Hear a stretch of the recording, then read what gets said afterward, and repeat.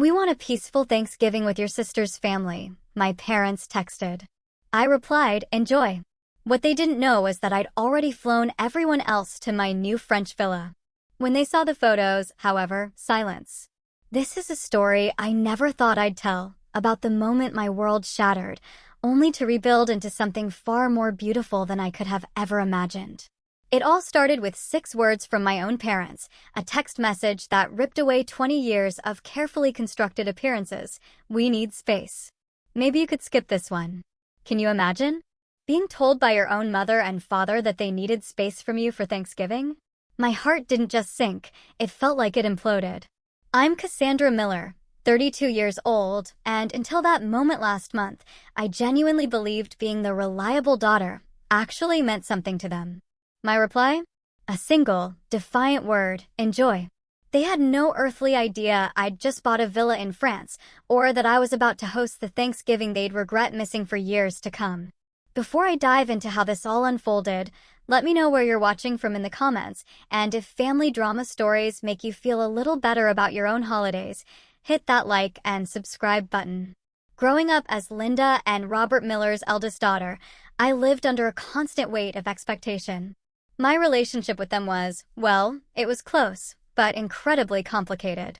I was the one who always checked all the boxes: straight-A student, scholarships, a career that actually, paid the bills. But somehow, the spotlight always found my younger sister, Melanie. She was 5 years younger, effortlessly charming, and perpetually, dramatically in need. I worked 3 jobs to put myself through college. My parents paid Melanie's full tuition. I saved for 2 years to buy my first car. They surprised Melanie with one on her 16th birthday. The pattern was so clear, but I kept telling myself, "Cassie, it's just your imagination. Cassie, your sister needs more support," Mom would always say whenever I dared to point out the disparity. "You're so independent and capable." Being labeled capable became both my superpower and my curse. It meant I was taken for granted while Melanie was celebrated for the smallest things. I graduated with honors from Boston University. My parents attended, but left early to help Melanie move into her new apartment. My first big promotion at 25? The family dinner celebrating it somehow morphed into a full-blown planning session for Melanie's wedding. Despite all this, I kept showing up. Weekly calls, holidays, emergencies, I was their go-to. When Melanie's husband, Tom, lost his job, I helped them with rent for 3 months. When my nephew had learning difficulties, I was the one researching schools. Always reliable, always there, always in the background. Then, last year, everything changed for me professionally. After a decade at Nexus Technologies, I was promoted to Executive Vice President of Product Development. The position came with stock options, a massive salary bump, and responsibilities I had worked tirelessly to earn. For the very first time, I felt financially secure enough to chase a long-held dream, owning a slice of the French countryside. I'd fallen head over heels for it during a college semester abroad. The villa wasn't a whim. I'd been saving and researching for years, waiting for the perfect property, the perfect moment. When a 300-year-old stone farmhouse with a small vineyard popped up in the Dordogne region, I just knew it was mine. The closing happened fast. By October, I was the proud owner of Villa Cassandra. I hadn't told my family yet. I wanted to surprise them with photos at Thanksgiving. Oh, the irony. While my career was soaring, Melanie's family continued to struggle. Tom bounced between jobs, never quite landing. They had 2 beautiful kids, Emma and Jack, who my parents absolutely doted on as their only grandchildren. My single, childless status? Just another mark against me in the family hierarchy, despite my protests that I was perfectly happy. "You just haven't met the right person yet," my mother would cluck, as if my successful career and fulfilling friendships were just placeholders until the real life of marriage and kids finally began. Beyond my immediate family, I had incredible connections with my cousins Jordan and Sophia, my mother's brother's kids. We'd spent summers together at our grandparents' lake house, forming bonds that never broke. Jordan was a pediatrician in Chicago, Sophia an architect in Seattle. We shared everything, professional triumphs and personal challenges, in a way I could never with my parents or Melanie. And then there was my mother's sister, Aunt Eleanor. A psychology professor at 62, she saw through the family dynamics with chilling clarity. She was always my advocate, my confidant. "Your parents love you, Cassandra," she once told me, "but they don't see you. They see what they expect to see, the daughter who doesn't need them." It's not fair, but understanding it might help you find peace. Thanksgiving had always been the gathering for our family. My mother would prepare for weeks, cooking recipes passed down generations. My father handled the chaos of who slept where and which football games were on. Extended family would arrive from all over, and for one weekend, the Miller home was the center of our universe. Last year was particularly rough. I'd brought my then-boyfriend, Michael, hoping my parents would finally see me as a complete person with a life beyond work. Instead, they seated us at the kids' table because we ran out of room, while Tom's parents got prime spots at the main table. When I announced my promotion, my mother nodded politely before immediately pivoting the conversation to Melanie's volunteer work at Emma's school. Michael and I broke up a month later. My family dynamics were definitely a contributing factor. Despite all of it, I was still looking forward to Thanksgiving this year. With my new villa, my career success, I finally had something tangible to show my worth. Maybe this would be the year they finally saw me. Then that text message changed everything. It arrived on a Tuesday morning. I was getting ready for a board meeting. My phone chimed with my mother's custom tone, and I smiled, expecting our usual check-in about Thanksgiving plans, only 2 weeks away. Instead, I read, "Hi, sweetie. Dad and I have been talking, and we want a peaceful Thanksgiving with just Melanie's family this year. Maybe you could skip this one. We need space. You understand, right? Love you." I stared at the screen, reading it 3 times, just to be sure. My hands actually trembled as I set the phone down. The board meeting was instantly forgotten. A wave of emotions crashed over me: shock, a deep, aching hurt, then a searing anger, and finally, this strange, sudden sense of clarity. This wasn't new behavior, it was just the most blatant example yet. I scrolled back through our text history, seeing the pattern with fresh, painful eyes. "Last Christmas, we're doing gifts for just the kids this year. Don't worry about bringing anything. My birthday in March. We might be a little late to dinner. Melanie has a parent-teacher conference." Even casual conversations always circled back to my sister's life, her needs. The flashbacks came unbidden. Last year's Thanksgiving had been especially revealing. I'd arrived early. To help, bringing expensive wines selected to pair with each course. My mother put them away without a word, later serving boxed wine because Tom's parents prefer it. My father spent the entire weekend dissecting Tom's job prospects and my nephew's soccer achievements, barely asking about my promotion. "Your promotion is wonderful, honey," my mother had said when I finally brought it up directly, "but let's not make it the focus. Not everyone here is as fortunate in their careers." The memory of those words stung anew as I reread her text. "We want a peaceful Thanksgiving" implied my presence brought conflict. Just Melanie's family drew a clear line between who is essential and who is optional. "You understand, right?" assumed my continued, quiet compliance with being sidelined. My therapist, Dr. Warner, had been gently trying to help me see these patterns. Just last week, she'd posed a question that now echoed in my mind. What would happen if you prioritized your own needs the way your parents prioritize Melanie's? My first impulse, of course, was to lash out. I typed several angry responses, my fingers flying across the keyboard. After 32 years of showing up for every family event, this is what I get? Or, would you like me to stop paying for Emma's tutoring, too? Or just my physical presence that's unwelcome? Or, oh, I understand perfectly. I've never been as important as Melanie. I deleted them all. Taking a deep breath, I remembered another piece of Dr. Warner's advice. You can't control their behavior, only your response to it. That's when the idea began to form. The villa in France.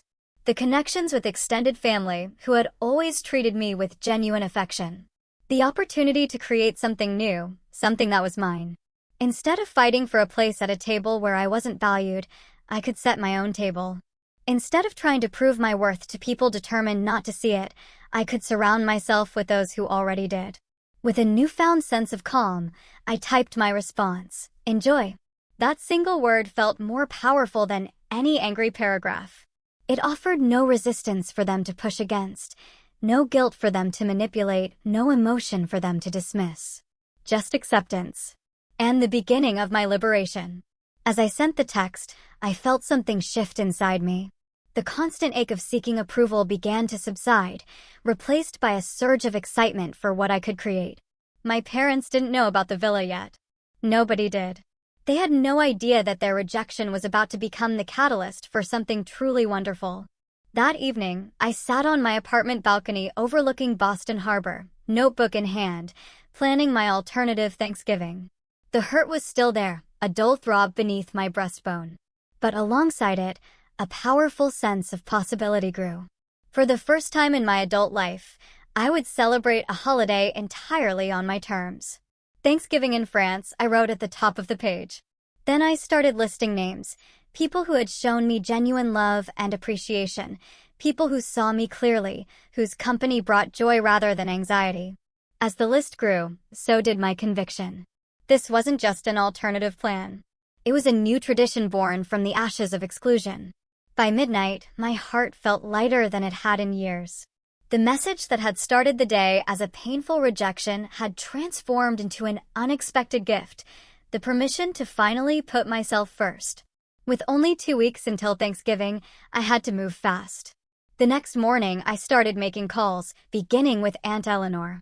"They did what?" she exclaimed when I told her about my parents' text. "Oh, Cassandra, I'm so sorry. That's beyond thoughtless." "Actually, I'm not sorry anymore," I replied, surprising myself with the truth in those words. "Because I've decided to do something different this year, and I'm hoping you'll be part of it."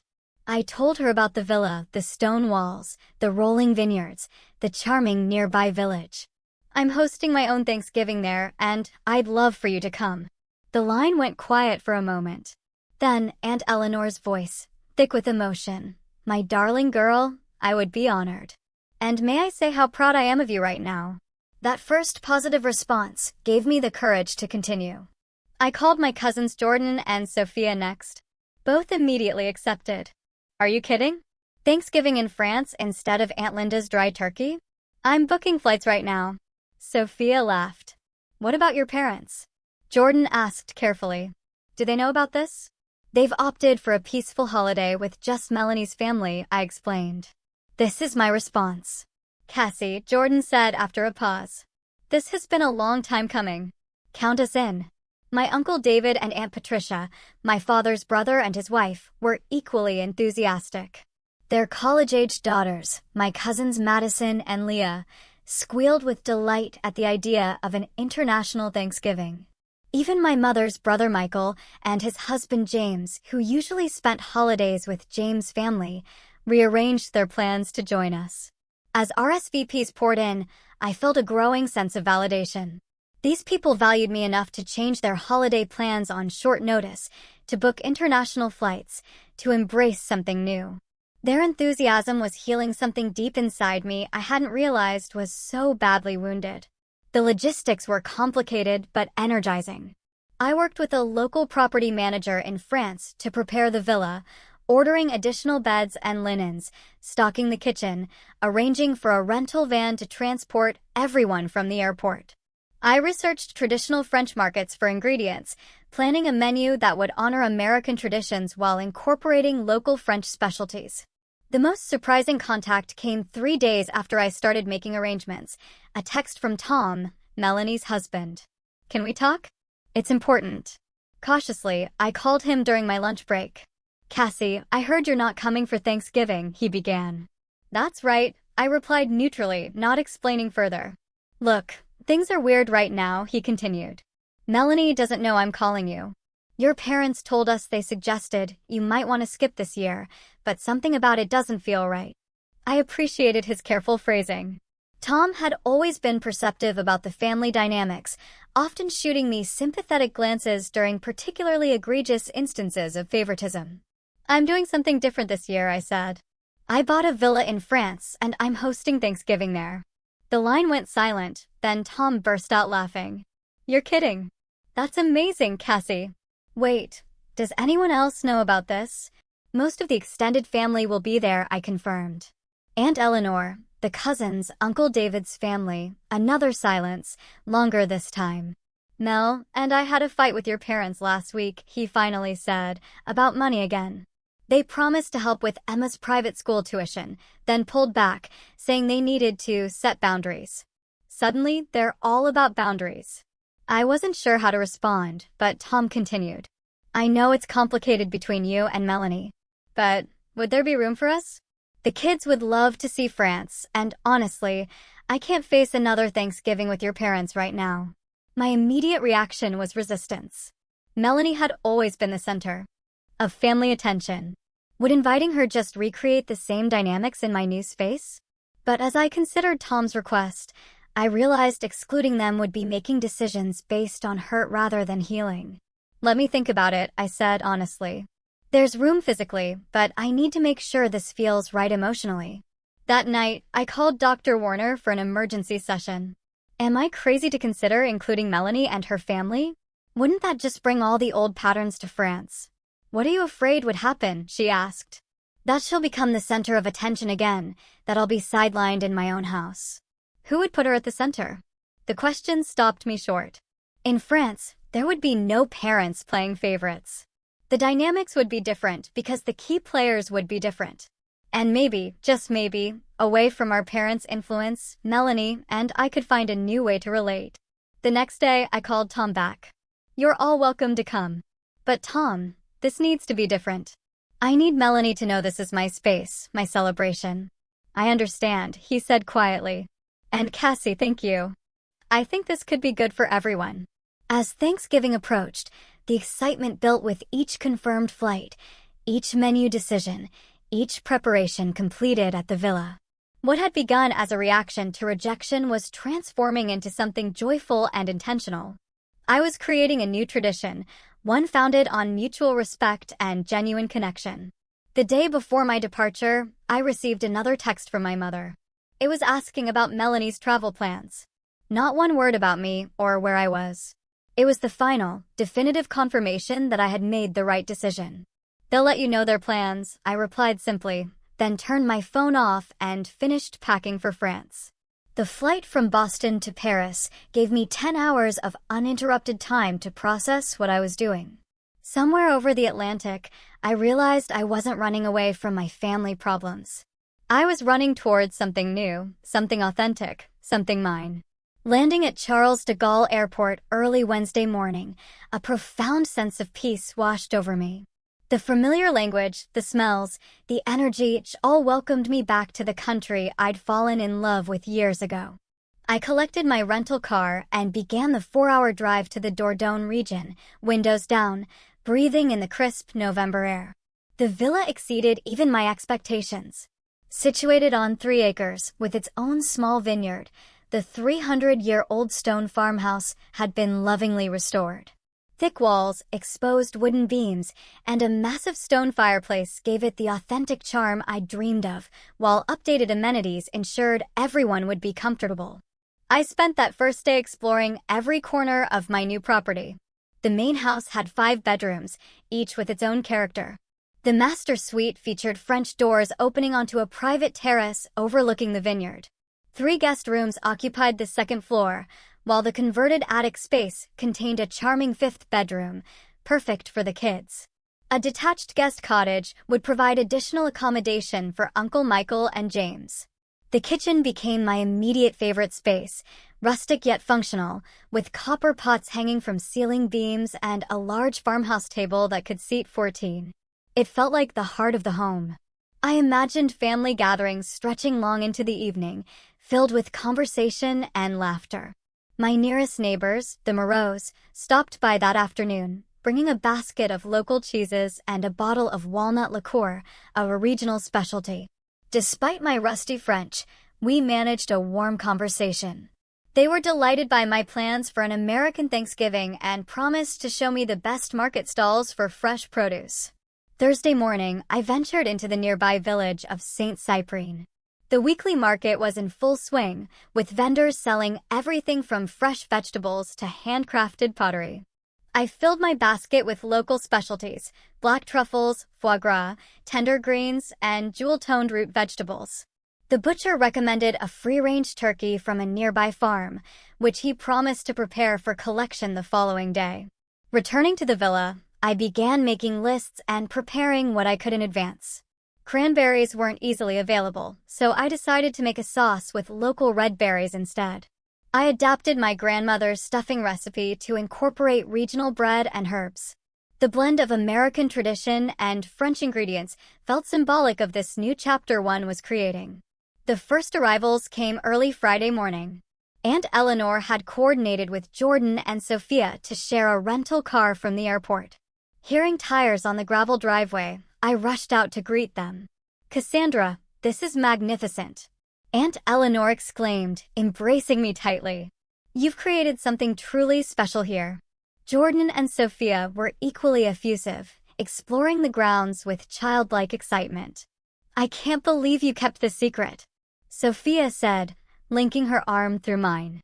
"This is the most beautiful property I've ever seen." Throughout the day, more family members arrived. Uncle David and Aunt Patricia brought Madison and Leah, both of whom immediately claimed the attic bedroom. Uncle Michael and James were the last to arrive before dinner, bringing cases of wine selected by James, a passionate enophile. I had prepared a casual welcome dinner of cocoa vin, crusty bread, and local cheeses. As we gathered around the farmhouse table, conversation flowed easily. I felt a sense of rightness that had been missing from family gatherings for as long as I could remember. Here, there were no hierarchies, no favorites, just genuine interest in each other's lives. The most tense moment of the day came with Melanie's arrival. Tom had rented a car large enough for their family, and they pulled up just as the sun was setting, casting a golden glow over the vineyard. I stood on the front steps, watching their approach with a mixture of hope and apprehension. Melanie emerged from the car first, her expression unreadable. We hadn't spoken directly since my parents' text, communicating only through Tom. For a moment, we just looked at each other across the gravel driveway. Then Emma and Jack burst from the car, breaking the tension. "Aunt Cassie," they shouted, running toward me. At 9 and 7, they were still young enough to be uncomplicated in their affection. I knelt to hug them, then straightened to face my sister. "Welcome to Villa Cassandra," I said simply. Melanie stepped forward, her eyes taking in the property. "It's beautiful," she said quietly, then, with visible effort, "Thank you for including us." It wasn't an apology or an acknowledgement of past dynamics, but it was a beginning. I nodded, then turned to help Tom with the luggage. That evening, I gave everyone a tour of the property.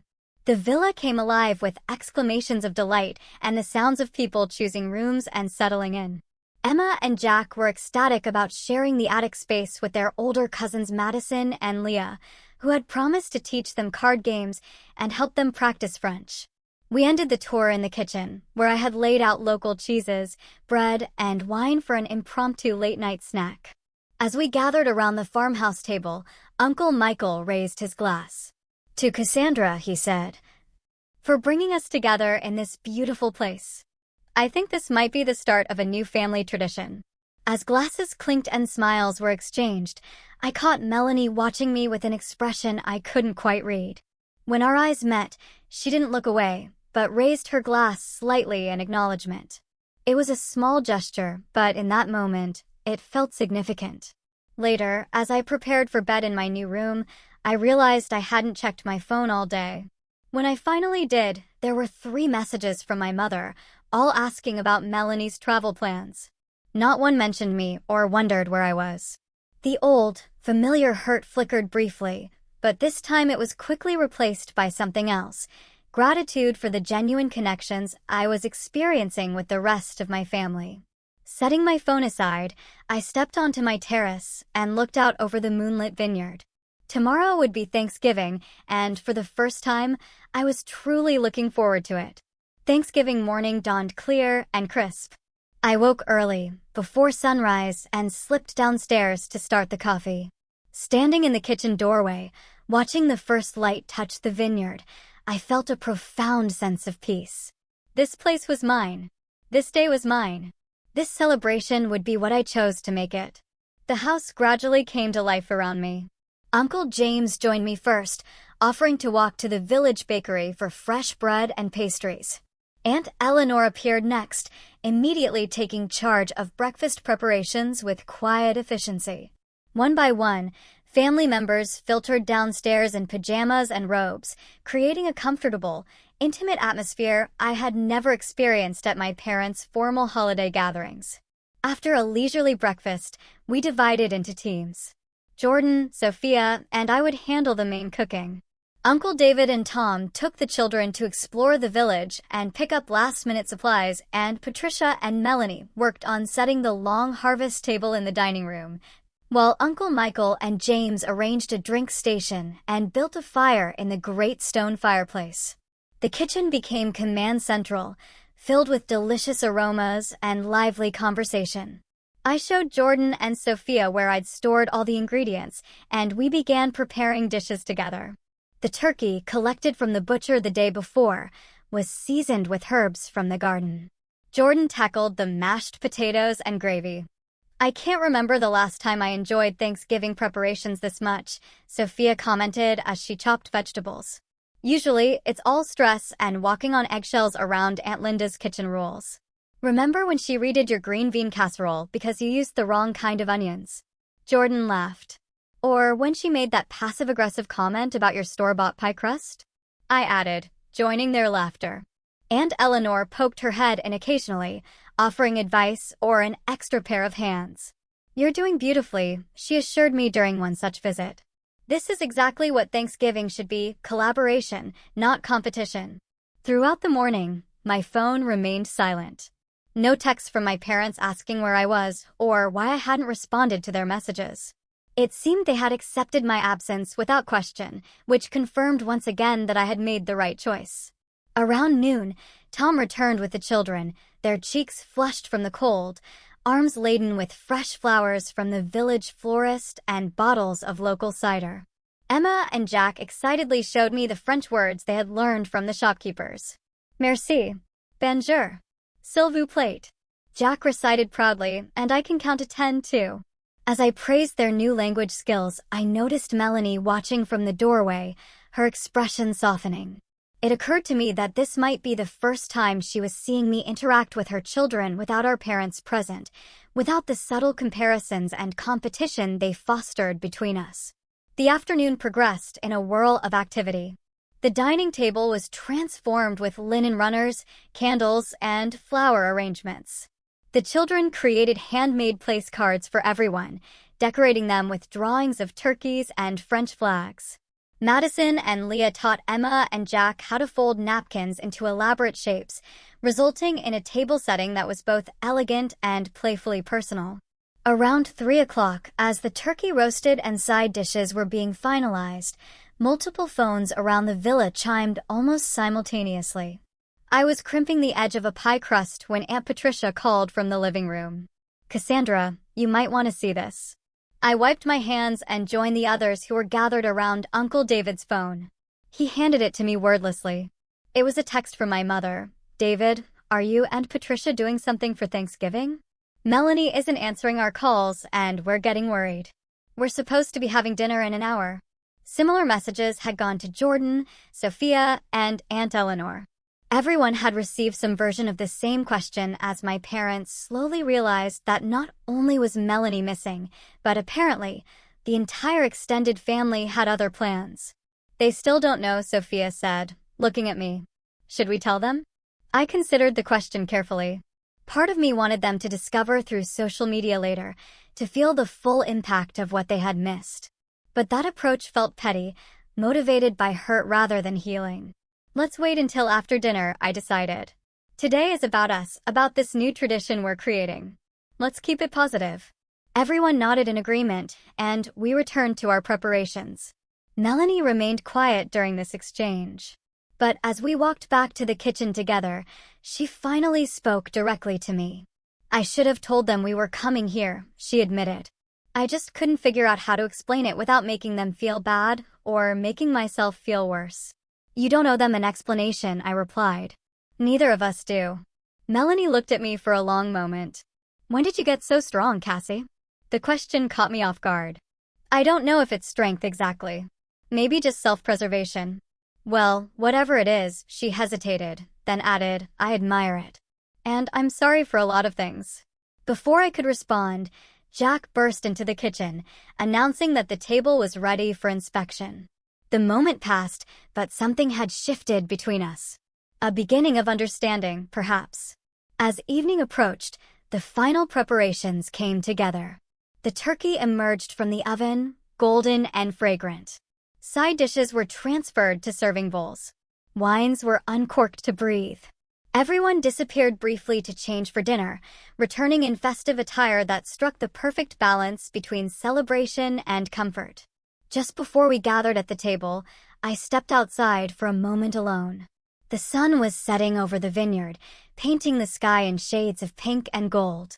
I took a deep breath of the cool air, filling my lungs and my heart with gratitude. This was not the Thanksgiving I had planned at the beginning of the month, but standing there, I couldn't imagine wanting anything different. The dining room of Villa Cassandra had never looked more beautiful. Candles flickered on the long table, casting a warm glow over the faces of my family. The French doors stood open to the terrace, framing the last colors of sunset.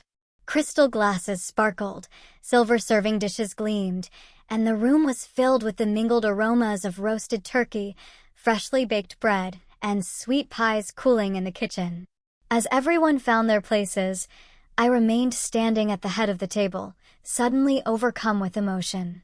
These people had crossed an ocean to be with me, choosing my celebration over the familiar tradition.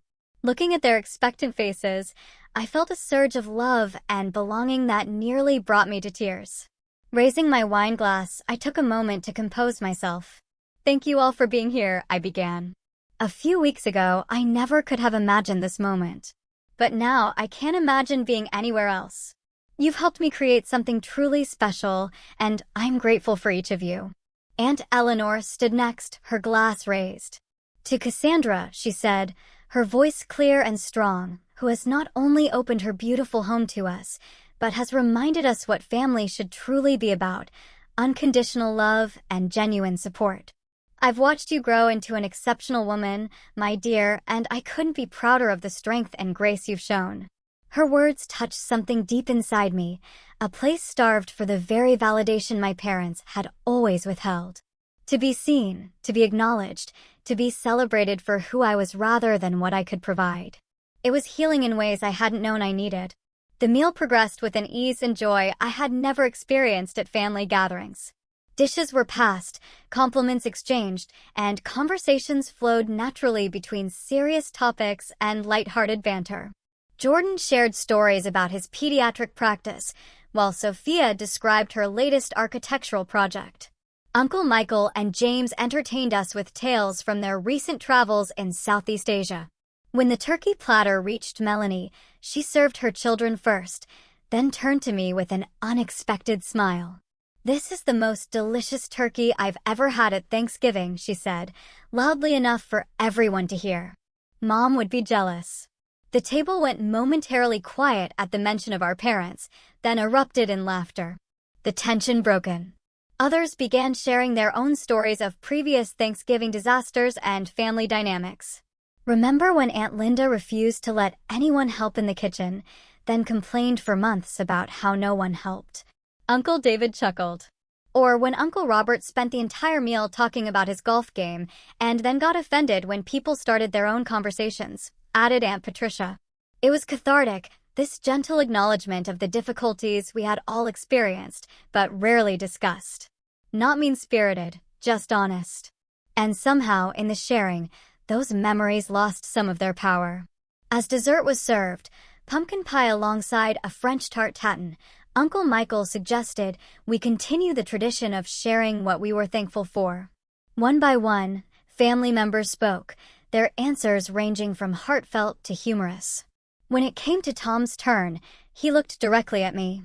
I'm thankful for Cassandra's generosity in including us, he said sincerely, and for showing us that sometimes The best traditions are the new ones we create ourselves. Melanie nodded beside him, adding quietly, I'm thankful for second chances. After dessert, as coffee was being poured, Madison suggested we take a group photo to commemorate our first French Thanksgiving. We gathered in front of the fireplace, arms around each other, smiling genuinely. Leah, our designated photographer, captured several shots before suggesting, let's post these. Everyone back home will be so jealous. The casual comment reminded me of what awaited outside our bubble. My parents still didn't know. They still expected Melanie and her family for dinner. As if on cue, Melanie's phone rang with my mother's ringtone. She glanced at me questioningly. I nodded, knowing this moment had to come eventually. Melanie answered, putting the phone on speaker. Hi, Mom. Melanie, where are you? We've been waiting for hours. Your father is beside himself with worry. We're fine, Mom. We're having Thanksgiving dinner. What do you mean? You're supposed to be having Thanksgiving with us. Where are you? Melanie took a deep breath. We're in France, Mom. At Cassie's villa. The silence that followed was profound. When my mother finally spoke, her voice was eerily calm. I don't understand. Cassandra is in Boston. No, I'm not, I called from across the room, moving closer to the phone. I'm in France, in my new home, with the whole family. The whole family, she repeated faintly. Everyone except you and Dad, I confirmed. Aunt Eleanor, Uncle David and his family, Uncle Michael and James, Jordan, Sophia, they're all here. Another long silence followed. I could almost hear her mind working, trying to process this information that so completely upended her understanding of the situation. But we told you we wanted a peaceful Thanksgiving, she finally said, her voice a mixture of confusion and accusation. Yes, you did, I replied evenly. And that's exactly what we're having. The line went dead. She had hung up. Within minutes, phones throughout the villa began chiming with notifications. My parents were calling everyone, demanding explanations, expressing hurt and confusion. Most calls went unanswered as we collectively decided to return to our celebration, to not let their reaction intrude on the warmth and connection we had created. Later, as family members dispersed to various corners of the villa for quiet conversations or games, Leah approached to show me the photos she had posted. They were beautiful captures of our gathering, the elegant table, the joyful faces, the vine-covered stone walls of the villa visible through the French doors. She had captioned it simply, Best Thanksgiving Ever. Hashtag French Villa Life, hashtag New Traditions. The comments were already accumulating, friends and acquaintances expressing admiration and envy. But the one that caught my eye was from my high school friend, Alicia. Does your mom know you're all there without them?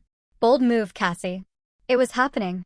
The carefully constructed narrative my parents had maintained for years, that we were a close, happy family with them at the center, was being challenged publicly. Their social circle would see that their entire extended family had chosen to be with me instead. Are you okay? Aunt Eleanor asked, finding me alone on the terrace a while later. I am, I replied, realizing with surprise that it was true. It's strange. I thought I'd feel vindicated or triumphant, but mostly I just feel peaceful. She nodded, wrapping a shawl around her shoulders against the evening chill. That's how you know this was the right choice. Decisions made from spite bring satisfaction, but never peace. As the evening progressed, the atmosphere remained warm and festive despite the brief interruption. Jordan and Sophia organized an impromptu dance party in the living room, teaching the children moves to songs from our own childhood. Uncle Michael and James engaged Tom in a spirited debate about wine regions. Aunt Patricia and Uncle David cuddled on the sofa, looking more relaxed than I had seen them in years. Around 11 o'clock, as the party was winding down, my phone rang. It was my father. With a deep breath, I stepped outside to take the call. Where is everyone? He demanded. Without preamble. Your mother is in tears. I told you, Dad. We're in France at my villa. You're what? Since when do you have a villa? Since last month. It would have been nice if either of you had been interested enough in my life to know that. The silence that followed told me the barb had hit home. Why would you do this, Cassandra? He finally asked, his tone softening from anger to genuine confusion. Why take everyone away for Thanksgiving? You told me to skip it, I reminded him. You said you wanted space. I gave you exactly what you asked for. We didn't mean for you to take the entire family to another continent. What did you expect me to do, Dad? Sit alone in my apartment, eating microwave turkey while you had your peaceful dinner with the family members you actually wanted there. His sigh was heavy with the first hints of recognition. It wasn't like that. It was exactly like that, I replied, my voice steady. And it's been like that for as long as I can remember. Before he could respond, I added, I need to get back to my guests now. We can talk tomorrow if you want. As I ended the call and rejoined the gathering inside, I realized something important had shifted. For the first time, I had spoken my truth without anger or accusation, just simple, calm honesty. And for the first time, my father might have actually heard me. The morning after Thanksgiving dawned with a gentle mist hanging over the vineyard. I woke early, my mind already busy processing the events of the previous day. Making my way downstairs, I found Aunt Eleanor already in the kitchen preparing coffee. Couldn't sleep? She asked, sliding a mug toward me. Too much thinking, I admitted. Mom and Dad have been calling all night. I finally turned my phone off. She nodded sympathetically. You'll have to talk to them eventually. I know, just not sure what to say. We sat in companionable silence, watching the mist lift as the sun strengthened. One by one, other family members appeared, drawn by the smell of coffee and the freshly baked croissants James had walked to the village to purchase. The conversation was subdued but content, everyone still basking in the glow of the previous evening's success. Around mid-morning, as I was helping Emma and Jack build a fort in the living room, Melanie approached with my phone in hand. It's been ringing nonstop, she said. Maybe we should just get this over with. Taking a deep breath, I nodded and accepted the phone. I'll take it in the study. My mother answered on the first ring. Cassandra, finally. We've been trying to reach you all night. I know, Mom. I needed some space. The irony of echoing her words back to her wasn't lost on me. We need to talk about what happened yesterday, she continued, her voice tight with controlled emotion. Your father and I were completely blindsided. Do you have any idea how hurtful it was to discover that the entire family was together without us? The old guilt reflex kicked in immediately. A lifetime of conditioning to prioritize their feelings over my own. But Dr. Warner's voice echoed in my mind. Your feelings are just as valid as theirs. Do you have any idea how hurtful it was to be told not to come to Thanksgiving? I countered quietly. To be excluded from my own family gathering? That's not what we meant. What did you mean then? Skip this one. We need space. Those were your exact words. We just wanted a quiet holiday with Melanie's family. You know how stressful the big gatherings can be. They're only stressful because you make them that way, Mom. And they're only big because you invite all of Dad's work colleagues, but somehow couldn't find room for me at the main table last year. Her sharp intake of breath told me she remembered that slight, though she had dismissed my feelings about it at the time. That's not fair, she protested weakly. None of this has been fair, I replied. For years, I've watched you prioritize Melanie, make excuses for her, celebrate her smallest achievements while barely acknowledging mine. I've accepted the leftovers of your attention and convinced myself it was enough. Because that's what good daughters do, right? They don't complain. They don't make waves. They just keep showing up and hoping that someday they'll be seen. The words poured out years of unspoken hurt, finally finding voice. Not in anger, but in simple, calm truth. When I finished, the line was so quiet, I thought she might have hung up. Mom, I'm here, she said, her voice small. I don't know what to say. You don't have to say anything right now. Just listen. Before she could respond, there was a commotion on her end of the line and my father's voice came through. Cassandra, it's Dad. Put Melanie on, please. We need to speak with her. Of course. Even now, they were looking past me to Melanie. She's not available right now, I said, a renewed determination straightening my spine. But I am. I'm right here, trying to have an honest conversation with you both about some very painful dynamics in our family. This isn't the time. When is the time, Dad? Because for 32 years, it's never been the right time to discuss how you and Mom have made me feel invisible. That's ridiculous. We've always supported you. Have you? When was the last time you asked about my work, my friends, my dreams? When was the last time you celebrated my achievements without immediately changing the subject to Melanie's life? Don't answer right now, I continued, my voice softening. I just need you to think about it. Really think about it. The study door opened and Melanie slipped in, questioning me with her eyes. I nodded, putting the phone on speaker. Mom, Dad, it's Melanie. I'm here with Cassie. Melanie, thank goodness. Are you all right? When are you coming home? My mother's voice immediately brightened. Melanie looked at me steadily as she replied. We're staying through the weekend as planned. And Mom, you need to listen to what Cassie is saying. She's right. What do you mean she's right? My father's defensive tone returned. About how you treat her compared to me, Melanie clarified. I've seen it too for years. I just never said anything because she hesitated, because it benefited me, I guess. And that wasn't fair. The silence that followed her admission was profound. I reached across the desk to squeeze her hand, overwhelmed by her unexpected support. I don't understand what's happening, my mother cried. I know you do, I acknowledged. But love without respect or recognition isn't enough. And that's what I've been missing. Your respect for my choices. Your recognition of my worth outside of what I can do for the family. What do you want from us? My father asked, his usual confidence noticeably absent. I want you to really see me, I answered simply. Not as an extension of yourselves. Not as Melanie's sister. Not as the reliable one who'll always be there no matter how you treat her. Just me, Cassandra, with my own life and needs and feelings. Another long pause followed before my mother spoke again, her voice small but steady. We can try. I'm not sure we know how, but we can try. It wasn't a complete acknowledgement of everything I'd said, but it was a beginning, more than I had honestly expected. That's all I'm asking, I said. And if you're willing to try, you're welcome to join us next year, here at the villa. Next year? My father questioned. Yes, I said, a smile.